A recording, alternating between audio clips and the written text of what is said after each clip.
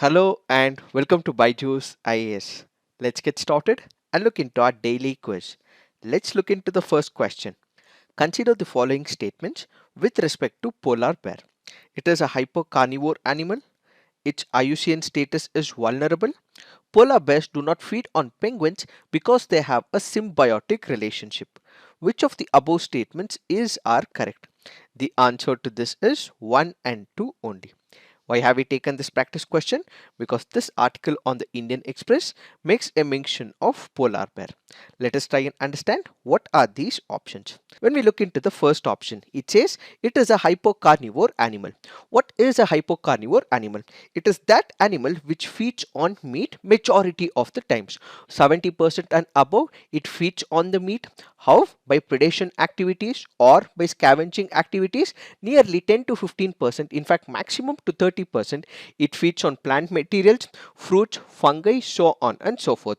So an animal is called as an hypocarnivore if its diet pattern includes 70% meat and more. The next statement says its IUCN status is vulnerable. This once again is the right statement. Why? If you look into the IUCN red list, the IUCN red list clearly points out that its status is vulnerable as per the IUCN website. So the second statement is also right. But when you look into the third statement, polar bears do not feed on penguins because they have a symbiotic relationship. This is a wrong statement. Why? Because there is no such symbiotic relationship that exists. If you look into polar bears, where do they live? They live in the northern hemisphere. Where do they live? They live in the Arctic region. But where do the penguins live? The penguins live in the southern hemisphere, in the Antarctic. So there is no correlation whatsoever. Had the polar bears lived in Antarctica or the penguins lived in the Arctic, then in such a situation, the polar bears would have predated on the penguins. Because both the species live in different hemisphere, different poles, there is no interaction whatsoever, no established relationship, which is why the polar bears do not feed on penguins. Had they lived together, then there might have been a scenario where the polar bears would have fed on the penguins. Now, if you look into this article here speaks about the Arctic melt and the issues and threats with respect to the polar bear. What is happening with respect to the polar bears? We know for the fact that the climate change is one of the major threats to the polar bear. Why? Because of the climate change induced by the anthropogenic factors, we have the melting of the glaciers, melting of the ice caps that is taking place in the Arctic region. So there is increase of the sea level. As a result, this can be a major threat to the polar bears. So the first major problem happens to be the climate change. Apart from climate change, there are other threats to the polar bears as well. How? Let's say for example, we know for the fact that whenever there is a melting of ice that takes place in the Arctic region, we will also have the human beings who will enter into that particular region to explore oil and gas in this region. So what will happen? They will take the chemicals along with them. What will happen? They will also interact in this particular region. There will be human animal conflict as well.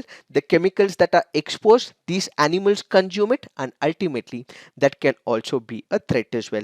Because of the drop in the glaciers in this region, because of the increase of the sea water level, we the human beings explore those regions for the oil and gas, and ultimately this can also be a threat to the polar bears as well. So kindly remember, the toxic chemicals, the oil and gas industry, the human polar animal conflict will all result in threats to the polar bear, says this article. Now let's look into the next practice question. With respect to governor of a state, which of the following statements are correct? The appointment of state governors by the center is a feature borrowed from Government of India Act of 1935. The appointment of the same person as governor for two or more states was introduced under the 7th Constitutional Amendment Act of 1956. Which of the statements are correct? The answer to this is 2 only. Why have we taken this practice question? Because this article here makes a mention of governor. Let us try and understand what are these options. When we look into the first option, the appointment of state governors by the center is a feature not borrowed from the Government of India Act of 1935, but instead it was imported, adopted from the Canadian Constitution. So do remember, from the Canadian Constitution, we have imported the concept where appointment of state governors by the center is in picture. Added to this, there are other important features that we may also have to look at. Let's say, for example, from Australia, we have taken the idea of concurrent list, freedom of trade, commerce and intercourse, joint sitting of two houses of the parliament. From Canadian Constitution, we have also taken federation with a strong center, vesting of residuary powers in the center. What are these residuary powers? Let's say we have the central list, that is the union list. We also have the state list. We also have the concurrent list. If there are some items which is not mentioned in any of this list, something, let's say for example, tomorrow there are aliens who attack India. So who will take custody of it?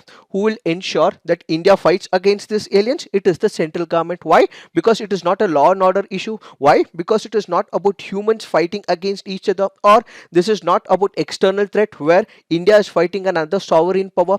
This is not mentioned in the 7th schedule. So what would happen? Tomorrow there is a new phenomenon, new scenario which is not mentioned in any of these lists. In such a situation, what we will have is this particular power given to the central government. Next, we have some of the features which India has imported from Ireland. It includes directive principles of state policy, nomination of members to Rajya Sabha, method of election to the president, and from Japan, we have imported procedure established by law, Soviet Union, fundamental duties, ideal of justice, so on and so forth. So these are very important from the preliminary examination point of view. So kindly look into it. Now, if you look into the second statement, it says the appointment of the same person as governor for two or more states was introduced under the 7th constitutional amendment. This is a right statement.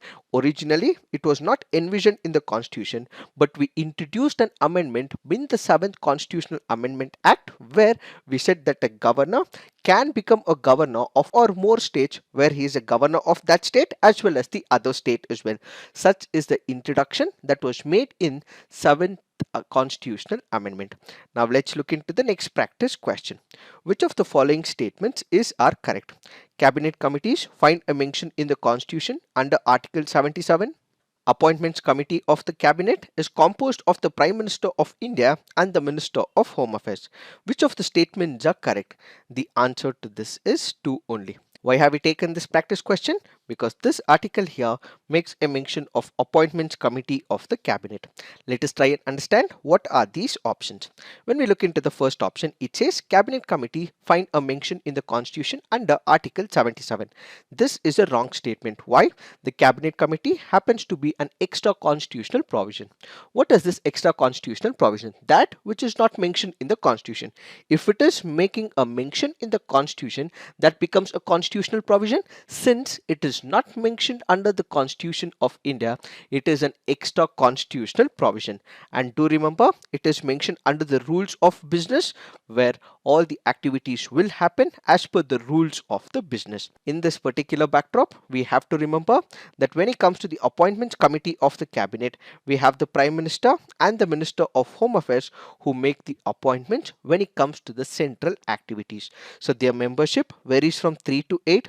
They usually include only the cabinet members. Non-cabinet members may also be included at times as well. Apart from ministers in charge of the subjects covered, other senior ministers can also be included for the consultation as well. If we have the Prime Minister, he by default heads this particular committee. If it is not, a particular minister will be heading that particular committee. Now let's look into the next practice question. Consider the following statements. The retreating southwest monsoon season is marked by clear skies and rise in temperature. The weather in the retreating monsoon is dry in North India, but it is associated with rain in the eastern part of the peninsula. Which of the above statements are correct? The answer to this is both. Why have we taken this practice question? Because this article here makes a mention of October rain. So when it comes to the rainy season, the withdrawal of the rainy season, when does it happen? It usually happens in the month of October and November.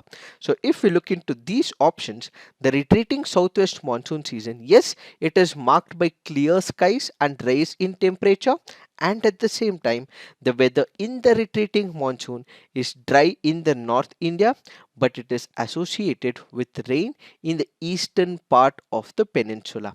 So this article currently goes on to say that during this period of October, in this article, what it says is that we have been witnessing a lot of rain. That is because of the low pressure developed in Arabian Sea as well as in Bay of Bengal, which is why there is heavy rainfall which should not have occurred during this period, says this article. Now let's look into the next practice question. What was the main reason for the split in the Indian National Congress at Surat in 1907? Is it introduction of communalism into Indian politics by Lord Minto, extremists, lack of faith in the capacity of the moderates to negotiate with the British government, foundation of the Muslim League, Aurobindo Ghosh's inability to be elected as the president of the Indian National Congress? The answer to this is extremist lack of faith in the capacity of the moderates to negotiate with the British government. This happens to be a previous year question from the year 2016. Now let's look into the fact of the day. The fact of the day for today's discussion is urban heat island. What is this urban heat island? As the very name denotes, this is a scenario, a phenomenon that occurs in the urban areas. What happens? There is increase of heat in the urban areas in comparison to the rural areas. Why is there an increase of heat in this particular region? That is because of the concrete jungle. That is because of the less green cover. That is because of the increased activities of the vehicles. So what happens? You compare the urban region to a semi-urban region to a rural region. So you compare the urban region to the rural region. The heat in the urban region is comparatively more, which is why it is called as the urban heat islands. This is primarily because of the decline in the green cover, rapid urbanization, which we call as concrete jungles, energy intensive activities, as well as the concrete structures. So what are the reasons for the effect or the phenomenon of urban heat islands? Let us try and understand. When it comes to the urban areas, we have large number of buildings. So these buildings contribute to the urban scenario, and these building materials are usually very good at insulating or holding in heat. That is why there is this phenomenon of urban heat island. Trees and plants are also characterized by a phenomenon called as evapotranspiration. Grass, plants and trees in the suburbs and rural areas do this, but when it comes to the urban areas, because we want more bridges, because we want more metro activities, because we do not want traffic in the scenario, what we do is we fell the trees, chop off the trees, and this evapotranspiration does not happen much in the urban areas, and as a result the city temperature increases in comparison to the rural area. Added to this, what we have is the vehicle emissions. The vehicle emissions in the urban areas are comparatively more as well. This has also created a scenario where the urban areas see an increased heated temperature in comparison to the rural areas. So what we see is this impacting multiple sections in the society. One, it impacts the health of the people, and at the same time it also amplifies the energy demand. How does it impact the health of the people? Because there is increase of the heat in this particular region, it might increase the heat waves in the urban areas. This might also affect the human and the animal health as well. This can also deprive the people of the sleep and ultimately increase the mortality rate. So the first major consequence of the urban heat island is impact on the health of people as well as the animals. Added to this, whenever there is excessive heat, there will be requirement of air conditioners. What we make use of increased number of fans as well as air conditioners. This ultimately means we may require more power. So what we will have is more energy demand, increasing the electricity bill, and at the same time more power for India means that in India most of the majority of the energy source is from coal, and this ultimately means that it will also harm the climate issue as well. So these are the some of the issues when it comes to the urban heat island. How do we overcome this particular issue? Increase the amount of vegetation, install reflective roofs as well, conservation of the water bodies, and also ensure that concrete buildings should also have eco-friendly materials as well. It is this that we have to understand in reference to this article. So this is it for today. Thank you for watching. All the best.